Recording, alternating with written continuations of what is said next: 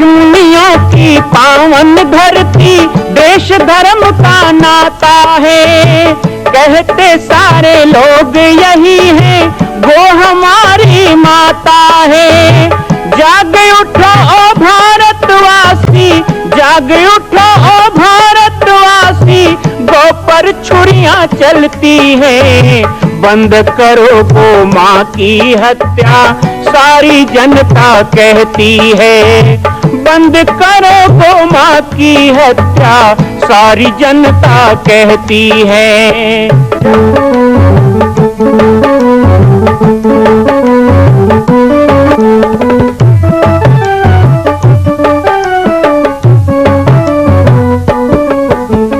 जगह जगह पर बूचड़ खाना, लाखों गौएं कटती हैं।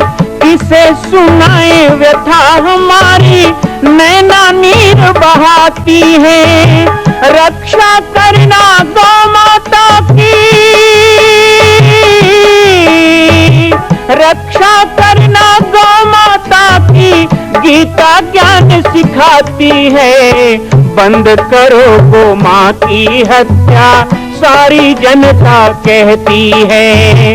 बंद करो गौ माँ की हत्या, सारी जनता कहती है। जय श्री राम, जय गौ माता, जय गोपाल। स्वागत है आप सभी का भारत के हृदय स्थल छत्तीसगढ़ प्रांत में मां कौशल्या धाम जिला बालोद में विगत 18 वर्षों से बन रहे इस विशाल दिव्य भव्य मंदिर का निर्माण। विश्व के अंदर भगवान राम के लाखों मंदिर हैं। अब अयोध्या में भी रामलला विराजित हो चुके हैं, लेकिन छत्तीसगढ़ की बेटी मां कौशल्या जो राम की माता है, उनका एक भी मंदिर पूरे विश्व में नहीं। इसीलिए यह विशाल तीर्थ का निर्माण विगत वर्षों से चल रहा है बालोद जिला छत्तीसगढ़ में। 25 करोड़ की लागत से बनने वाला 108 फीट ऊंचा, 65 फीट चौड़ाई और 136 फीट लंबाई का राजस्थान के ठोस पत्थरों से बनने वाला यह मंदिर हजारों वर्ष तक भारत में 5वें धाम कौशल्या धाम के रूप में स्थापित रहेगा। 3 तल के इस मंदिर में प्रथम तल पर भगवान शिव, मध्य तल में गोद में रामलला को लेकर स्वर्ण सिंहासन में मां भगवती कौशल्या विराजित होंगी और तीसरे तल पर पंचमुखी हनुमान। इसके अलावा सामाजिक समरसता को समर्पित यह मंदिर सनातन हिंदू धर्म के समस्त देवी देवताओं महापुरुषों की मूर्तियों से सुसज्जित होगा। आप सब एक एक मूर्ति का संकल्प भी इस मंदिर के लिए कर सकते हैं। ध्यान रखिएगा, यह अवसर बार बार नहीं मिलेगा, क्योंकि 2026 में मां कौशल्या का दिव्य भव्य धाम स्थापित हो जाएगा। मां कौशल्या विराजित हो जाएगी। एक बार पुनः आप सबको निवेदन करूंगा, आइए, जुड़िए और सबको जोड़िए इस विशाल तीर्थ के निर्माण में। मैं राम बालक दास महात्यागी आप सभी को आह्वान करता हूं, संपूर्ण प्रदेश एवं देशवासियों को, कि जिस तरह रामलला के दिव्य भव्य मंदिर के लिए आप सब ने मुक्त हस्त से दान दिया है, इसी तरह मां कौशल्या के एकमात्र विश्व के प्रथम धाम के निर्माण में आप सभी मुक्त हस्त से दान दें। यह दान 3 आहुति के रूप में लिया जा रहा है। हम 1100, 1700, 5100, 11,000, 21,000, 1 लाख, उससे भी अधिक जो भी राशि करना चाहें 2025 और 26 के अंतर्गत 3 बार देने का संकल्प लेंगे।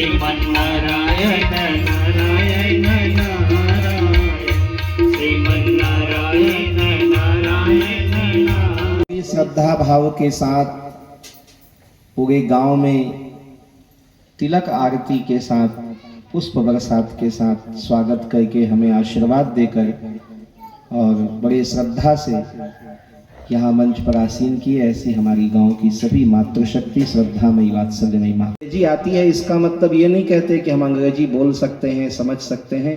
हम वहाँ भी कह देते हैं हमारे लिए हिंदी वाले की व्यवस्था करो, हमको तो हिंदी ही आती है, क्योंकि इससे हमारा सम्मान बढ़ता है। जब दो मराठी आपस में मराठी में बात करें, दो गुजराती आपस में गुजराती में बात करें, दो छत्तीसगढ़ी छत्तीसगढ़ी में बात करें। अभी आपके गांव ही आ रहे थे तो चिखली के आगे थोड़ा रास्ता ऐसे लगा भूल गए, आगे चले गए तो गाड़ी घुमा के वापस आए। मैंने कहा भाई पूछ लो, तो पूछने के लिए एक सज्जन शायद यहाँ आए हों, बोले तो थे आऊँगा पीछे पीछे आपके कह के, पर ऐसे ही बोल देते हैं दुनिया वाले, टाइम नहीं मिलता है, बोल तो देते हैं।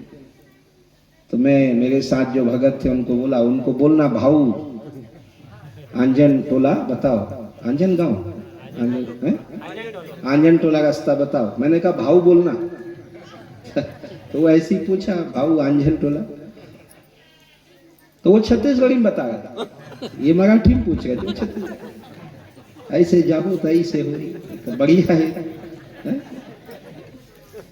तो जब एक भाषी दूसरे भाषी से बात करता है, मैं विदेश में भी गया, 25 देशों में गया भारत के बाहर भी, तो वहां पर भी कोई हिंदुस्तानी रहता है ना, तो गुजराती दो मिल गए तो गुजराती में बात करेंगे, मराठी दो मिल गए तो दो मराठी में बात करेंगे, और बाकी लोगों की भाषा तो समझ में आती है।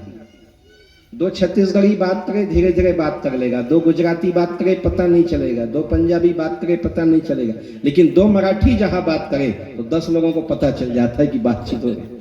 आपकी भाषा ही यही बहुत सरल की भाषा है, लेकिन बड़ा क्रांति भाषा है। ये भूमि ही वैसी है, ये जीजाबाई की धरती है, ये शिवाजी महाराज की धरती है। अपनी भाषा का ओझ हमको बना के रखना, लेकिन एक बात ध्यान रखना, हिंदी सबको आनी चाहिए। हमारी राष्ट्रभाषा भी है, मातृभाषा भी है, और हम कहते हैं कि हिंदी है हम वतन है, हिंदोस्तां हमारा। तो हम केवल हिंदुस्तान में रहने वाले लोग नहीं है, हिंदी हमारी पहचान है। कि मेरी भाषा में तोते भी राम राम जब कहते हैं, हिंदी ऐसी भाषा जिसमें सुधा स्रोत सब बहते हैं, सब कुछ छोड़ सकता हूं अपनी भाषा ना छोड़ूंगा। अरे हिंदी तो मेरी माँ है, माँ से नाता कैसे तोड़ूंगा। ये हमारी भाषा नहीं है, हमारी माँ है। हिंदी, हिंदू, हिंदुस्तान, ये हमारी पहचान है। आज यदि राष्ट्र संत तुकोर जी महाराज ना होते, यदि कबीरदास ना होते, तुलसीदास जी की रामायण ना होती, वेद व्यास के भागवत और वेद पुराण ना होते, यदि हमारी ये संस्कृति नहीं होती, हमारा ये भजन कीर्तन नहीं होता, हमारे ऐसे आयोजन नहीं होते, यदि दत्त जयंती ना होती, गोपाल काला ना होता, ऐसे हमारे आयोजन ना होते, तो आज हम सब लोग या तो ईसाई बन जाते या मुसलमान बना दिए जाते। इस देश के अंदर हिंदुत्व और हिंदू संस्कृति यदि बची हुई है तो वेद पुराण शास्त्र संत संस्कृति इस सभ्यता के कारण बची हुई है। इसलिए उसका भान हमको होना ही चाहिए। 2 दिन के कार्यक्रम में अभी भी मैं आया तो मेरे आने के बाद एक मंडली यहाँ भजन कर रही थी। कितना अच्छा भजन, हमें तो नहीं आता। मुझे तो जब बोले 2 दिन का प्रवचन देना है, तभी से मैं सोच रहा हूं मैं 2 दिन सुनाऊंगा क्या आपके गांव में। 2 दिन हमारे बारे में लोग कहते हैं बाबा जी आते हैं हवा जैसे, चले जाते हैं तूफान जैसे। आए क्या बोले, 1 घंटा दिए फिर चले गए। उस समय 2 गांव के लिए आए थे, दोनों गांव में 1-1 घंटे का कार्यक्रम दिए चले गए। अभी भी आपके गांव के सत्संग के बाद अरगटोंडी जाएंगे, कल आपके गांव के सत्संग के पहले कन्हार गांव जाएंगे, और कल आपके गांव के कार्यक्रम के बाद फिर जाते जाते मोहगांव में भी सभा लेंगे। यानी आज तो 2 कल 3 हो जाएगा ना। बाबा जी हमारे यहाँ आए, इधर उधर घूम रहे, आज्ञा दोगे तो जाएंगे, ऐसे नहीं जाएंगे। तो बहुत दिन ऐसे हुए कि बैठकर राम कथा करने का अवसर कम मिला। हालांकि संत कहते हैं सो घर पावनो जे घर संत पधारे, और सो वाणी पवित्र भयो जो राम नाम उचारे। जिस वाणी से राम नाम और राम कथा उच्चारण होता है वो वाणी पवित्र होती है। जिस घर में संत पाहुने आ जाएं, मेहमान तो स्वार्थ के बहुत आएंगे। स्वार्थ के रिश्ते संसार में कोई कम है क्या? सभी तो स्वार्थ के ही रिश्ते हैं ना, सभी स्वार्थ के रिश्ते हैं। 40 का उम्र जब हो जाता है ना, तो 40 की उम्र के बाद व्यक्ति का रूप ढलने लगता है। अपने ही शरीर के अंग प्रत्यंग, और कुछ बुजुर्ग लोग कहते हैं खून ठंडा होने लगता है, ऐसे भी कहते हैं खून ठंडा होने लगता है, पर उल्टा है, खून ठंडा होता है दिमाग ज्यादा गर्म होने लगता है। दिमाग ठंडा होना चाहिए ना, विषय भोग की कामना ठंडी होनी चाहिए, लोभ लालच कम होना चाहिए, झूठ बोलना कम होना चाहिए, मोह माया कम होना चाहिए। तो जैसे जैसे खून ठंडा वैसे वैसे दिमाग गर्म, खोपड़ी में ही दिमाग, जब देखो झल्ला है। 50 साल का आदमी होता है, कितना अच्छा घर मकानों घुटना जवाब देने लग जाता है, भाई कौन सीढ़ी चढ़ेगा, पड़े रहे खाट में अच्छा है, कौन इधर उधर ज्यादा डोले। 60 साल का हुआ, कितना पैसा कौड़ी है, लेकिन काम का नहीं, बाजार जा नहीं सकते हैं, ये कर नहीं सकते हैं। 70 साल के हुए तो अपना शरीर के एक एक अंग अपने को साथ देना बंद कर देते हैं। व्यक्ति 80 साल का होता है तो अपने ही परिवार के लोग उसको उपेक्षा की दृष्टि से देखने लग जाते हैं, और 90 तक भगवान ना जिलाए और जी लें तो आदमी तो छोड़ो, पशु पक्षी भी कहते हैं कब मरेगा। भगवान की दया, कोई कोई 100 साल जी जाते हैं। 100 साल भी जीने वाले आज भी गांव में हैं, 100 साल के जी गए। तो व्यक्ति यदि सबल रहे ना, तो 100 वर्ष की उम्र में लोग उसका दर्शन करने आते हैं कि देवता पुरुष है जो 100 साल जी गया, वो जीवन जीवन हो जाता है। तो हम किस चीज का, जो चीज हमको साथ देने वाला नहीं है, वो स्वार्थ की चीजों को अपना समझकर हम बैठते हैं, उसी के लिए सारा जीवन लगा देते हैं, सारा जीवन। ऐसे 2 दिन का समय, 4 दिन का समय, 2 घंटे का समय भगवान के भजन के लिए, भगवान की कथा के लिए निस्वार्थ भाव से, ये निस्वार्थ आयोजन है। एक निस्वार्थी संत की कृपा से ये मिला। स्वार्थ से सत्संग नहीं होता, निस्वार्थ से सत्संग होता है। यहां कोई आ रहा, आप भोजन करा रहे हो, वो उसमें आपका स्वार्थ थोड़े, वो निस्वार्थ है। आप धर्म के आयोजन के लिए खर्च कर रहे हो, ये आपका स्वार्थ नहीं है, परमार्थ है। और जो चर्चा हो वो स्वार्थ की ना हो, परमार्थ की हो, तो ये परमार्थ का आयोजन हो जाता है। अपने अपने घरन की सब काहू को पीर, और जिसे पीर सब घरन की सो दाता रघुवीर। अपने अपने स्वार्थ में सारा संसार लिप्त रहता है। कोई रिश्तेदार है, कोई परिवार है, कोई नातेदार है, बहुत मेहमान जीवन में आए, लेकिन भगवान से जरूर प्रार्थना करना, हमारे लिए करो या ना करो, हम तो पहली बार आपके गांव में शायद पहली बार ही आए हैं, अगली बार का भरोसा भी नहीं है, 2 दिन बाद पता चलेगा बुलाओगे कि नहीं बुलाओगे। लेकिन मेरे लिए नहीं, किसी भी संत के लिए प्रार्थना करो कि संत मेरे आंगन आए, संत पाहुना बन के आए। ऐसे चलते फिरते संत दिख जाएं वो अलग विषय है, लेकिन संत तुम्हारा घर पूछते आ जाएं, या तुम बुलाओ तो तुम्हारे घर संत आ जाए, ऐसे संत का आगमन भगवान से हाथ जोड़ करके रोज मांगना चाहिए कि मेरे दरवाजे कोई संत आए। स्वार्थ के रिश्ते तो सदा आते हैं, स्वार्थ के रिश्ते नातेदार तो आते रहेंगे, वो मेहमान हैं, सगा हैं, आए, लेकिन संत का दर्शन और संत का आगमन जीवन को पवित्र कर देता है। बड़भाग उनके जो संत आयो पाहुना। मिलेंगे लोग संसार में, पूछेंगे कि घर बार कैसा है। कई प्रकार के लोग मिलते हैं ना, और कैसे कैसे पूछते हैं। मिलेंगे लोग संसार में, पूछेंगे घर बार कैसा है। मिलेंगे लोग, पूछेंगे कि तेरा व्यापार कैसा है। मिलेंगे लोग जग में, कहेंगे एक दूसरे से तेरा व्यवहार कैसा है। और मिलेंगे लोग संसार में और पूछेंगे कि माल असबाब कितना है। सब प्रकार के पूछने वाले मिले, लेकिन भगवान से प्रार्थना करो कि ऐसे संत मिले जो जब भी मिले तो पूछें कि प्रभु के चरणों में तेरा प्यार कितना है। ऐसे पूछने वाले भी तो होना चाहिए। स्वार्थ की भाषा बोलने वाले तो सब मिलते हैं।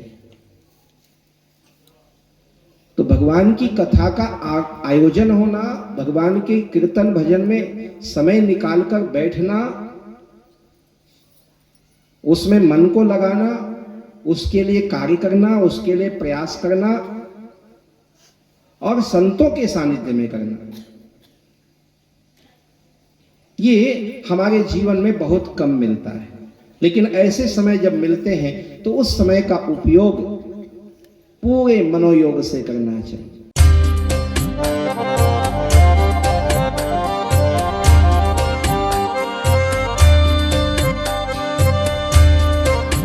मां कौशल्या के धाम का निर्माण प्रारंभ हो चुका है, अब 2026 में पूर्ण होने वाला है। अरे अंगद हनुमान नहीं तो गिलहरी तो बनिए। एक छोटा सा संकल्प आप अपने मां भगवती के लिए नहीं कर सकते हैं? यदि आप राम भक्त हैं तो मैं चाहूंगा कि मां कौशल्या के धाम के निर्माण के लिए आप अपने जीवन का एक अंश जरूर समर्पित करें। आइए हमारे नीचे चल रहे व्हाट्सएप नंबर और अकाउंट डिटेल पर संपर्क करके अपने जीवन का एक अंश लगाकर आप भी पुण्य के भागी बने। मैं राम बालक दास महात्यागी, मां कौशल्या धाम, जिला बालोद, छत्तीसगढ़ से। मां कौशल्या की पावन जन्मभूमि छत्तीसगढ़ प्रांत में बालोद जिला में स्थित है श्री सर्वसिद्ध शक्तिपीठ जामड़ी पाटेश्वर धाम।